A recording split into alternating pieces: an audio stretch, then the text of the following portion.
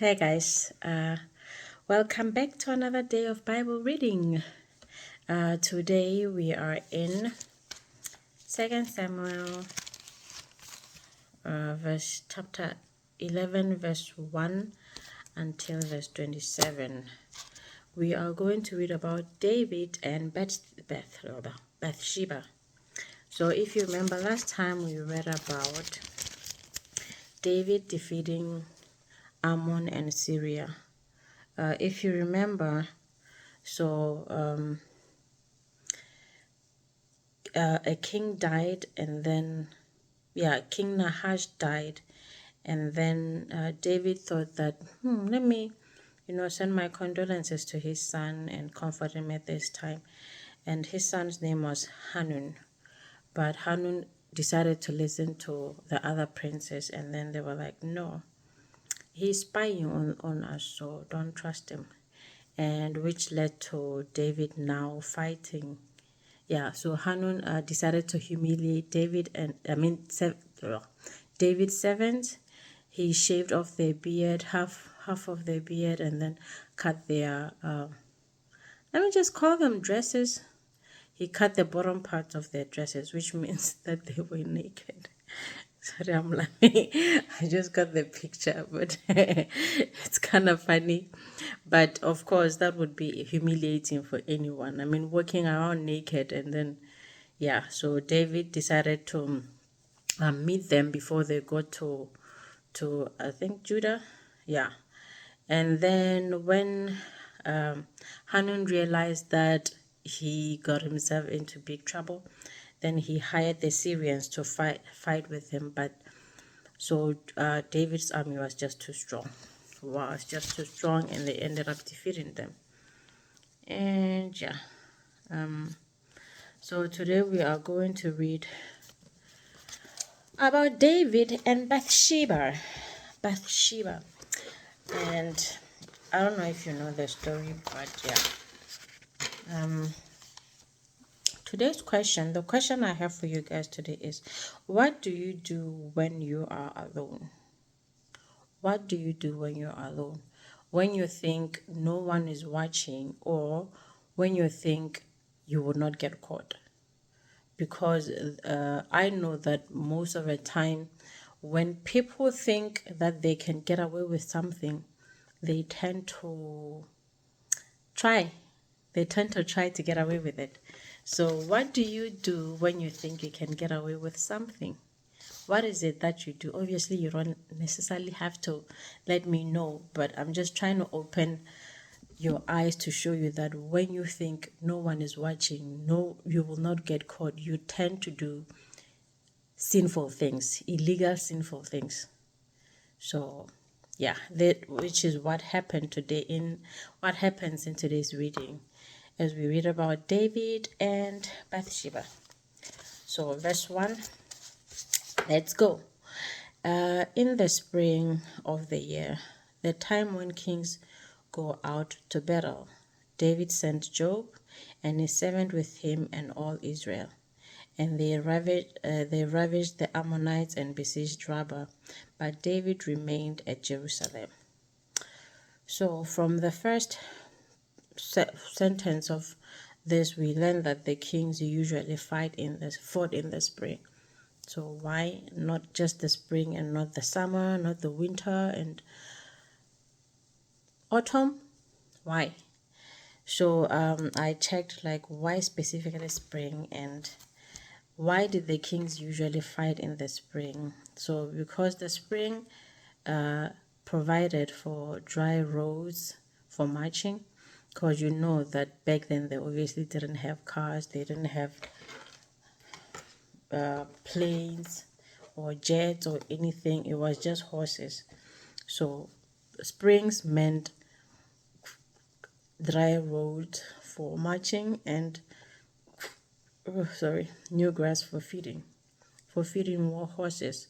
So you don't want to be struggling for the basic necessities when you are at war. And so spring meant dry roads. The people can walk freely, no rains,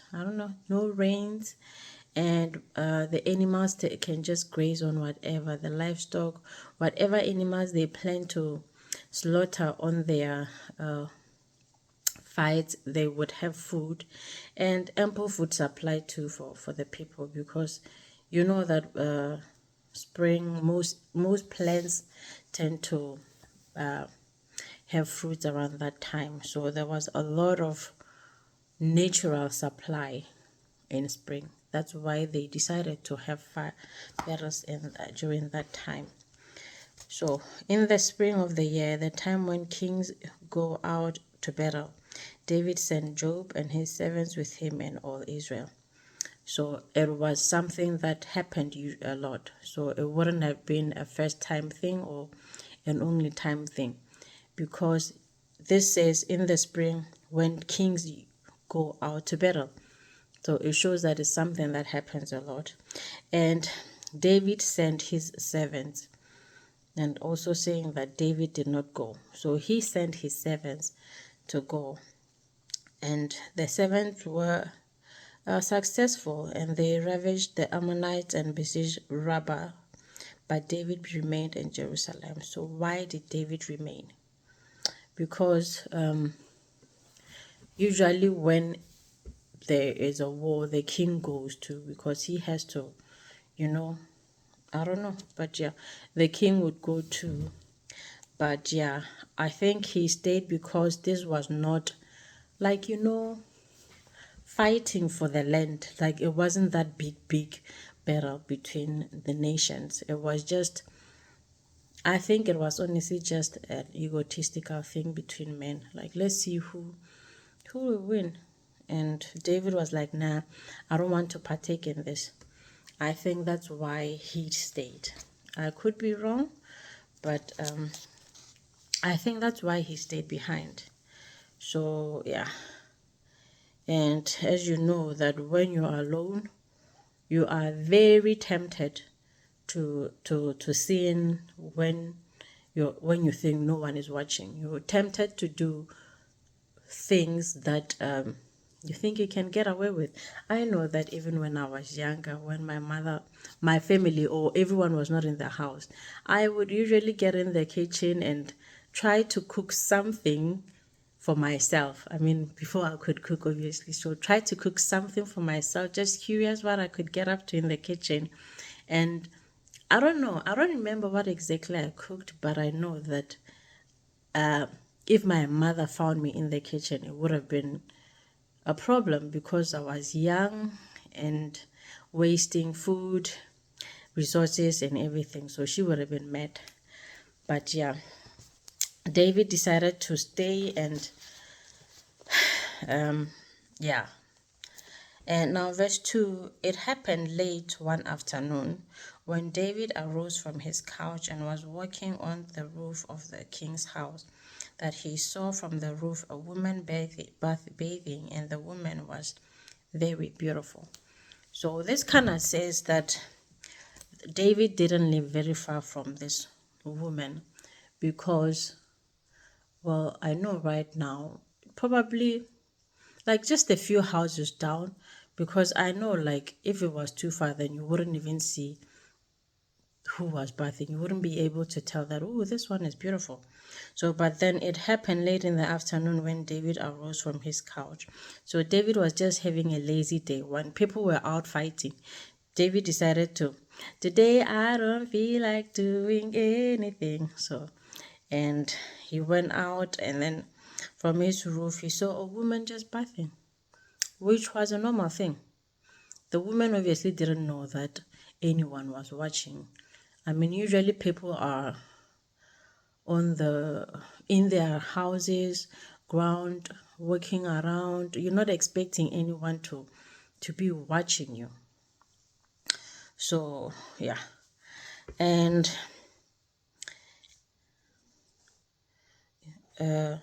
David sent an inquiry about the woman, and one said, is not this Bathsheba, the daughter of Eliam, the wife of Uriah the Hittite? So David was like, oh, who's that beautiful woman taking a bath there? And someone was like, isn't that Bathsheba? She's the daughter of Eliam and Uriah's wife. Uriah is the Hittite. And so David sent messengers and took her, and she came to him, and she lay with her. He lay with her. Now she had been purifying herself from uncleanness, and she returned to her house, and the woman conceived, and she sent and told David, I'm pregnant. Okay, there we go. You thought nothing would ever come out of this. You thought, oh, I'll just fry a few eggs and I'll just, yank a dice or two, yank the chain or do whatever, play with the guitar, whatever you do. And you just thought, I'm home alone and nothing could ever come out of this. And now she's pregnant. She is pregnant. And remember, the woman was just purifying herself after her periods, her menses. So, yeah, she was just bathing, nothing sexual, nothing sensual, So, and then now David was like, ooh, that's sexy. That's sexy. So obviously David sexualized her. And yeah. So I was like, what does Bathsheba mean? The name Bath is in the name. Bath is in the name. Because usually back then they would name you after something that you did, something that happened. And I was like, oh, was she named Bathsheba after this incident? No. Bathsheba just means daughter of the earth. So she was just the daughter of the earth. She was just a beautiful woman being herself. And yeah, a man just thought, ooh, I want that. So it doesn't mean she was not named after taking the bath. So I was wrong. And yeah. So remember that now she slept with David, King David, and now she's pregnant. So no more hiding. No more hiding. So verse 6, so David sent word to Job, send me Uriah the Hittite. And Job sent Uriah to David. Must be nice. Must be nice as a king to just say, look, send me so and so. And they come.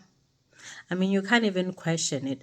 I wonder if Uriah did question it. I'm like, why am I being summoned specifically? Because obviously for the king to want to see you, you have to have done something to get his attention. So I'm thinking Uriah was curious. What happened? Why does the king want to see me? What did I do? What did I do?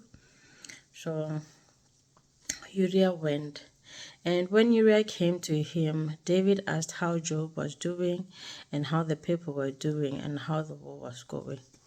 So I'm thinking it could be maybe it was an anomaly, like it never happens. All of a sudden the king summoning someone and this never happens.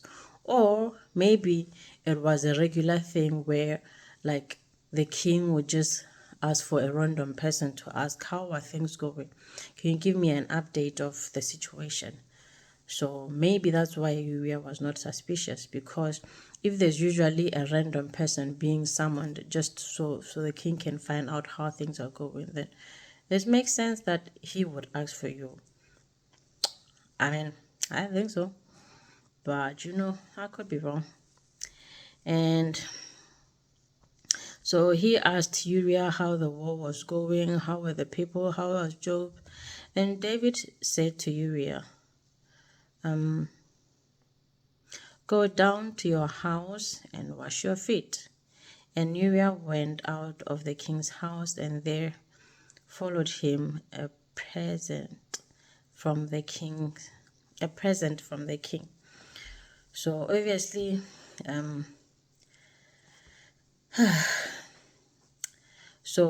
David told Uriah to go wash his feet. Uriah came from like the war, and remember there were no cars, there were nothing. So the men probably just walked, and then the roads were dusty. So it made sense. Go wash your feet. Go wash your feet. And you remember that Jesus washed the servant's feet.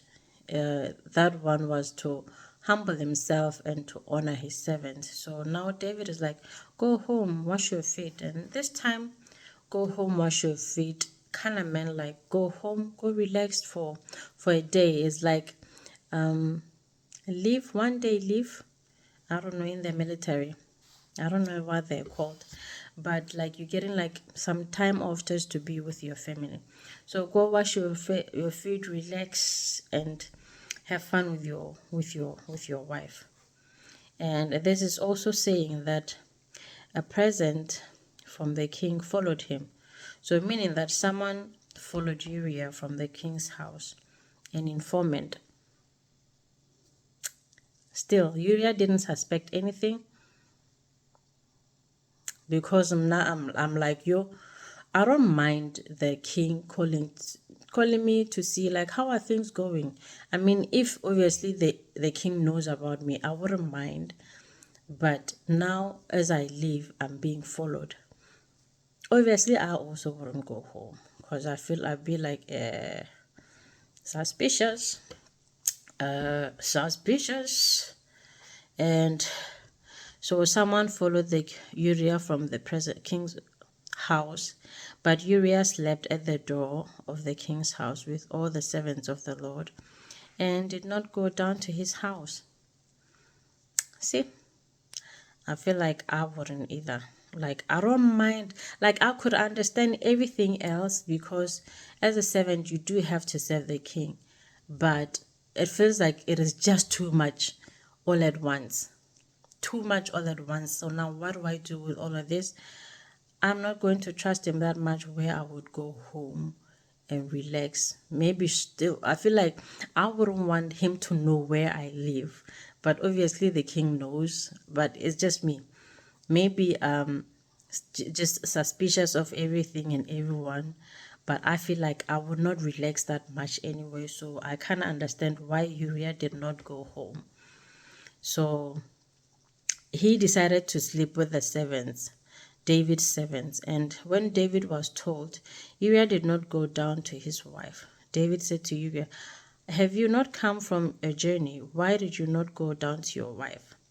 So now David is acting like, oh, didn't you come from very far? Like you were away for so long. Why don't you go to see your wife?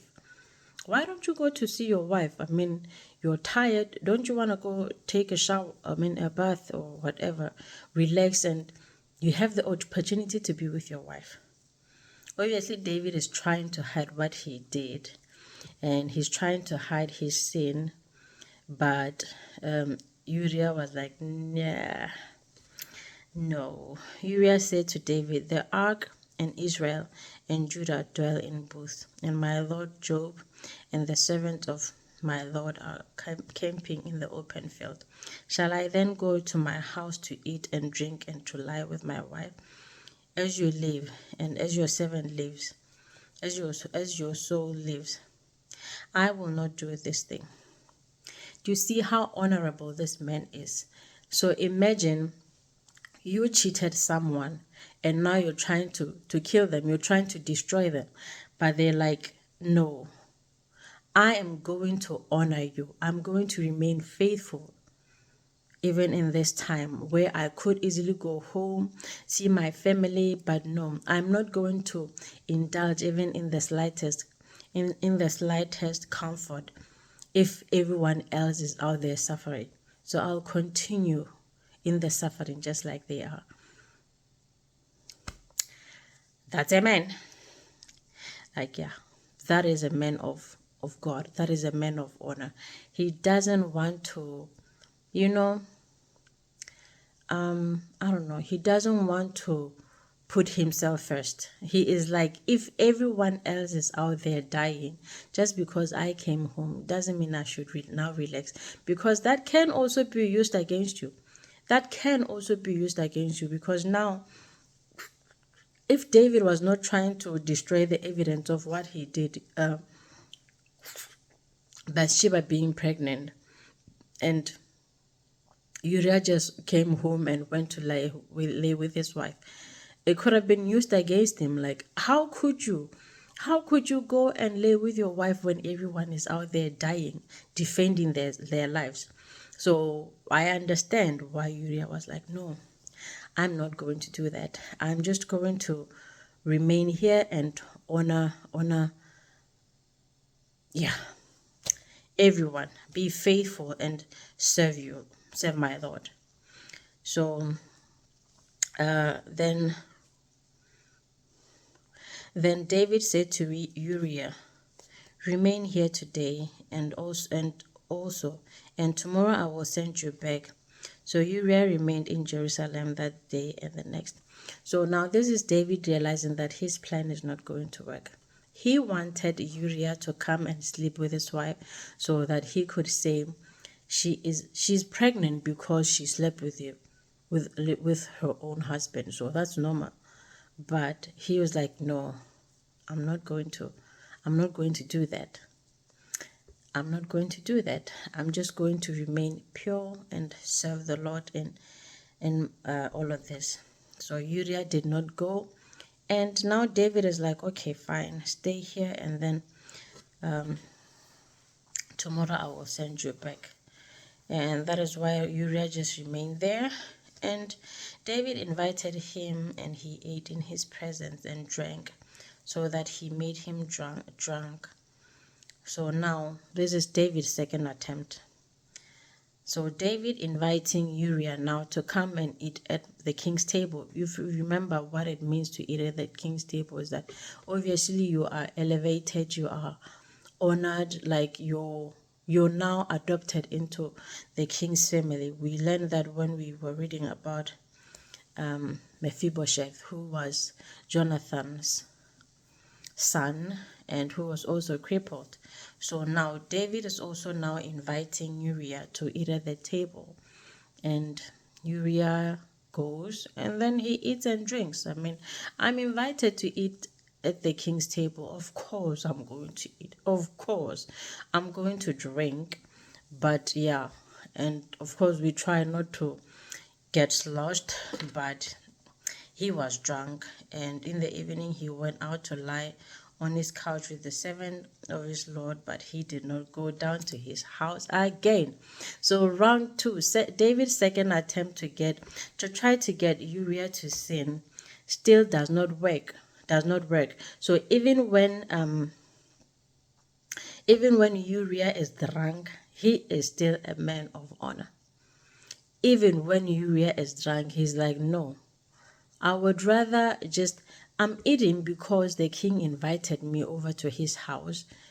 So I am not going to overindulge and then say that I got drunk and then now I went and I laid with my wife. It's like, no, even when I'm drunk, I'm just going to stay at the couch, couch with the servant of the Lord, of his Lord. And he did not go down to his wife. So I was like, yeah, I won't. So I wonder how like Bathsheba felt at this time. Now, first, she slept with the king. She is pregnant. And now second, her husband is in the neighborhood. The king got her husband in the neighborhood. But then third, now the husband is not even going to her. So there are three things now. It means now, like, yeah, I don't think she ever complained to David about anything, because what they did probably no one knew. They thought they could get away with it. So now she probably is aware of a little one or two things that are going around in the neighborhood. But I wonder what she's thinking. Like, oh no, he doesn't want, yeah. And in the morning, okay. And also my question is,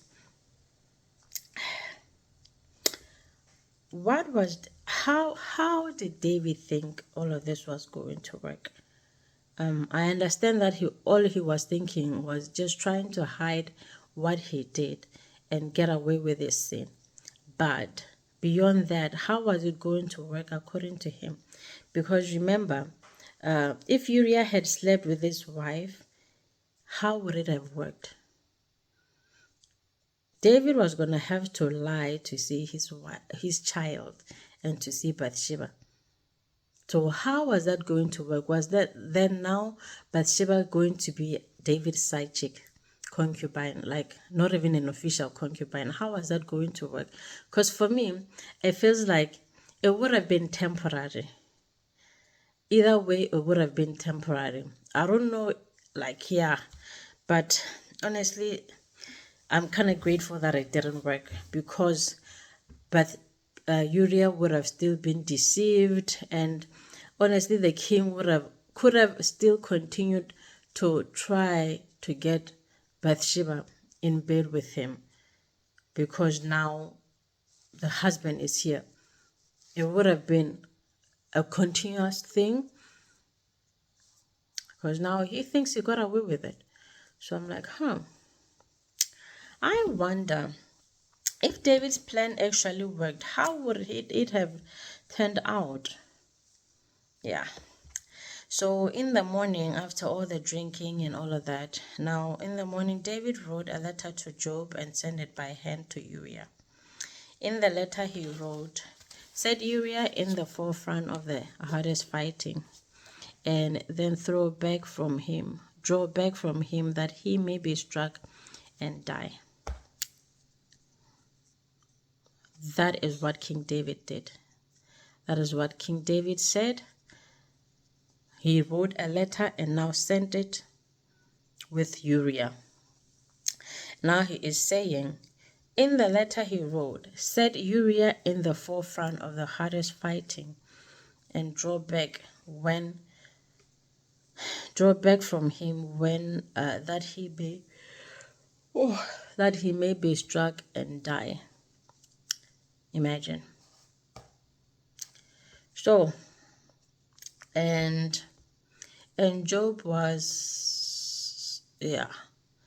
And as Job was besieging the city, he assigned Uriah to the place where he knew there were valiant men. So, yeah, as the fight was getting serious now, Job put Uriah in the firing line. So I'm like, so obviously Uriah was just being obedient when he took the letter, and obviously he did not read it, because if he had, he probably would have been like, oh no, what do I do now? So I wonder, like, if Uriah suspected anything. So the poor man just was carrying a letter of his own execution, and he didn't know. He was just taking his death note to his executioners. Imagine. So, and yeah, I wonder if Uriah suspected anything. I mean, being called to eat with the king at his table and now fighting in the front line. Like, where is this honor all of a sudden coming from? Did he suspect anything? Or he was just like, yay, I'm just happy to serve the king, yay. So I'm like, yeah. So yeah, and now we also see that David is also using his position as king to hurt the innocent, just like Saul did. So now, obviously, David does not see the correlation in this, because he is thinking like, yeah, I just got to get rid of my issues. But then he is using his power to destroy innocent lives. The exact thing that Saul did. And obviously, he doesn't see it. So, yeah. And so, and then the men of the city came out and fought with Job, and some of the servants of David among the people fell. And Uriah the Hittite also died. So obviously Uriah also died. That's what it said. And yeah, then Job sent and told David and all the news about the fighting, and he instructed the messenger, when you have finished telling all the news about the fighting to the king, then if the king's anger rises, and if he says to you, why did you go to so near the city to fight?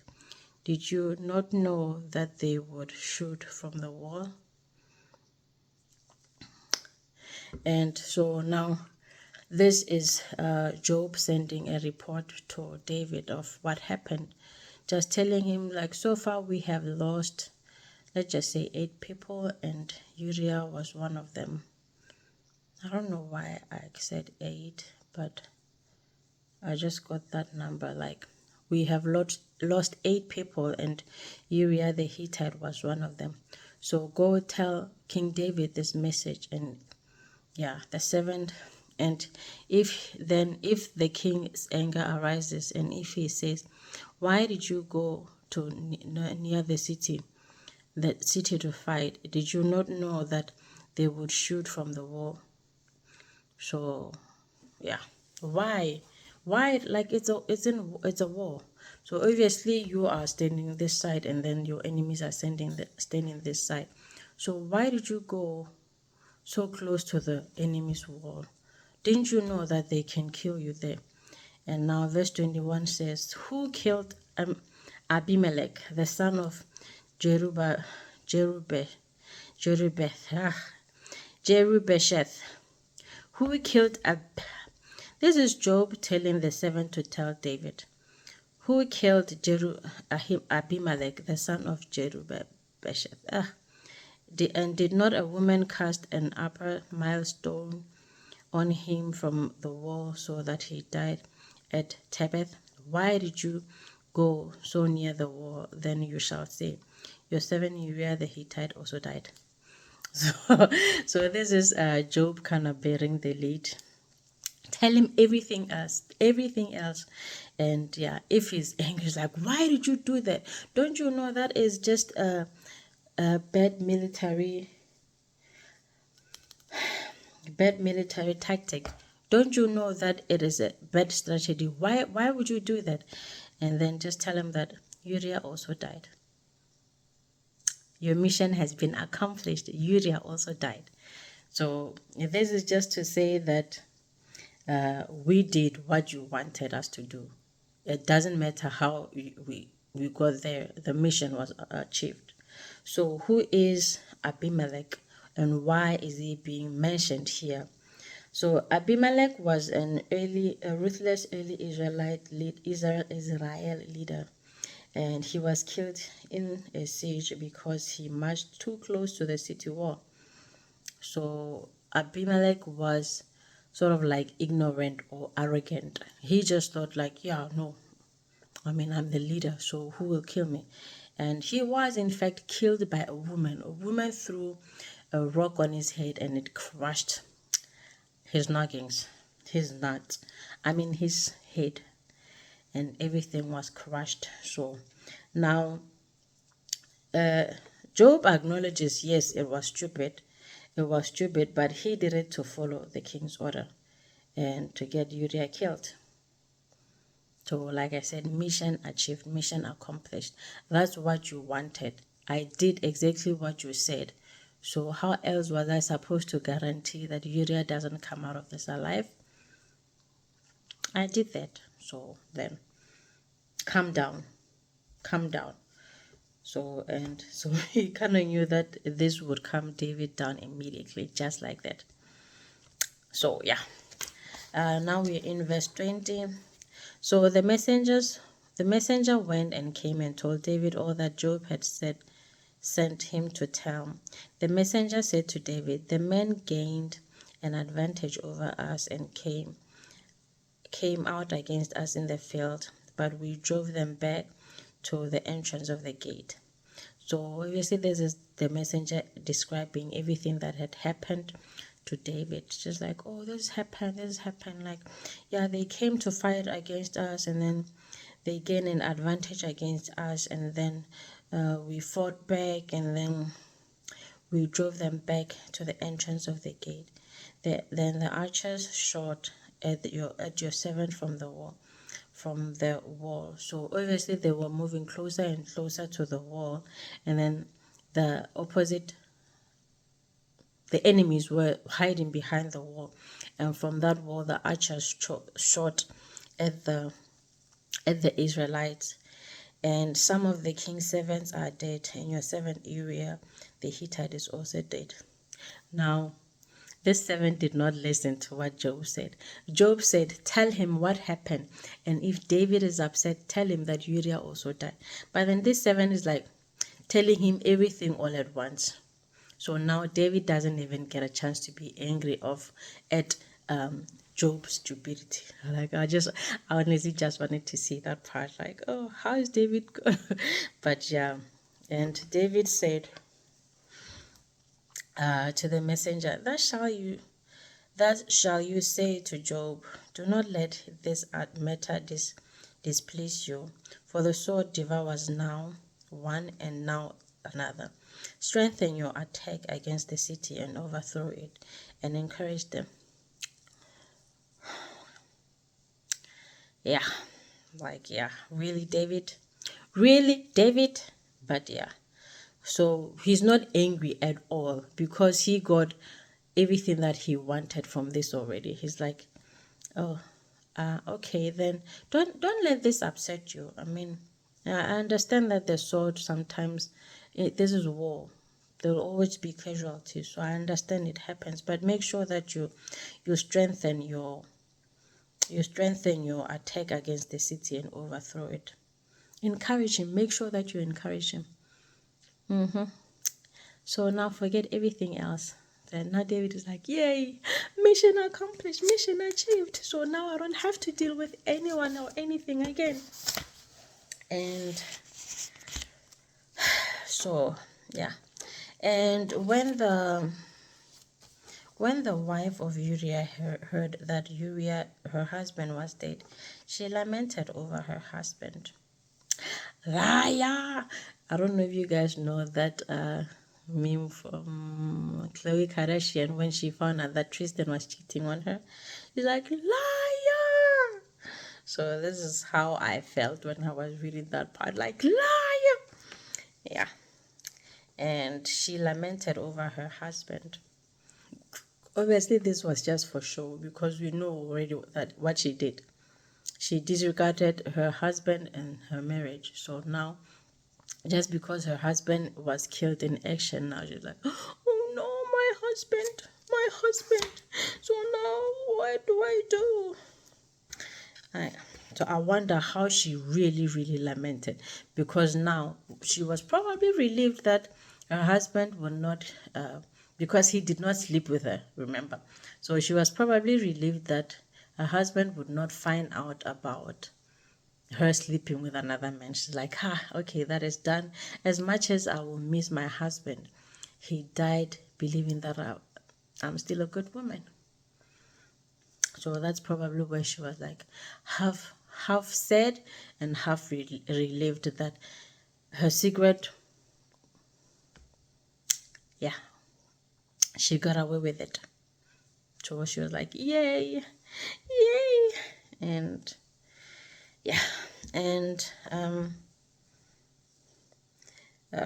verse 27, and when the morning was over, David sent and brought her to his house, and she became his wife, and bore him a son. But the thing that David had done displeased the Lord. So she basically, after her husband's death, she basically moved in with King David, and they lived together, and then she gave birth to the son. And obviously the Lord was not happy with this. Why are you trying to kill the innocent? You are my what was it? The Lord's anointed, like the Lord's anointed, you are righteous. Why are you deceiving, killing, and destroying? Are you an agent of the enemy now? Why are you doing everything that goes against the word of God? So yeah. And so basically in the end, Uriah was killed by the actions of his own wife and king and Joab. So basically, the three people that he trusted. He is the only innocent one in all of this, but he died. He was killed for that, just so someone could hide their secret. Someone could get away with what they did. And now Job passing it off by saying it was just a bad military tactic, Yeah, we didn't plan well, just making excuses. And I can say at the end of this, what I'm happy about is that the Lord is displeased with this. Like, God doesn't try to control us. God never tries to control us. It's like, I gave you free will. I would rather you love me, you choose to obey me, than I put a gun to your head. And it's okay to we sin. Well, obviously God doesn't want us to sin, but we are incapable of that. So we sin. That was why we have Jesus, who came to die for our sins and for us to have a relationship with God, with the Father. But still, David sinned and God was not happy. So you better expect some threshing in the next chapter. So that's it for today, ladies and gentlemen. And yeah, what do you do when you think you are alone? When you think no one is watching, when you think you can get away with it, what do you do? As much as you think, like I live in a one room apartment, obviously alone, but as much as you think that you can, I live alone, no one would ever see what I'm doing, but God knows. God knows. That is why God was displeased. David did not even consider God in all of this, but God was not happy at the end of it. So God is watching. You are never fully alone, and God is always watching. So if you feel like you're alone and lonely, or you start feeling like falling back into sin that you used to do, get on your knees. Either pray or go for a walk. Like, get your mind out of that mindset. Just get out of the mindset that gets you to sin against God, against your own body, and commit adultery, like idolatry and all of those things. Like, when you are alone, that's where most people sin. So that's where we get pedophiles, murderers, and all of those horrible things are things that people did because they thought no one would ever know. No one would ever catch me out. Like, I would die with my secret. But even here we see that God is watching. God is watching. The truth will always come out. Light eventually shines on everything, so you can never get away with anything. Rather submit to God and let Him guide you through whatever challenge that you are facing. If you are struggling with sexual sin, if you are struggling with bad thoughts or gluttony eating, I know I like to eat, gluttony eating, like just doing things that go against the word of God, God is here. God is here. We do not serve a stone. We do not serve a dead God. We serve a living God, the same God that you can speak with, the same God that you can speak to. He is listening. He is listening. So just talk to Him about what you're going through. There is nothing that you could ever go through that you'd be like, huh? How? Like, nothing. You have to remember that He created all of us, and He was there in the beginning from Adam, and then until the end He will be there. He will be there till the end. So imagine all the people that have lived pre-Jesus and now 2000 years after Jesus, do you think there is still anything that could surprise God? Do you honestly think that your sin would be the first sin? So, but that's the thing with taking things on alone, is that you think what you are going through, what you are doing is bigger than your God. But if you submit it to God, and if you give it all to God, First Peter 5:7, that submit to God in what does it say? Let me see if I have it written. Cast all your cares to God, like all your cares and your worries to God, and He will take care of them. Like, you do not have to go through any of this alone. You don't have to ruin your life, ruin your marriage, ruin your family because of things that you thought they would never come into the light. Rather, submit all your challenges and your desires to God, and God will help you to deal with all of them His way, in a way that will bring Him glory. So imagine at the end of your challenge, now you are like more righteous and purer and like closer to God. I think that would be very, very beautiful. So I hope you guys had a good day, and yeah, have a good day, have a good week, and I'll see you all guys next time. And I love you guys, and as much as life gets difficult sometimes, we are in this together. We serve a living God. There is nothing too big, nothing too difficult for our God. So cast your cares out to Him, and He will, as Isaiah says, that even though you walk through the fires, you will not get burnt. You will not get scorched. So He will be with you. David also said in Psalms 23 that the Lord is my shepherd, I shall not worry.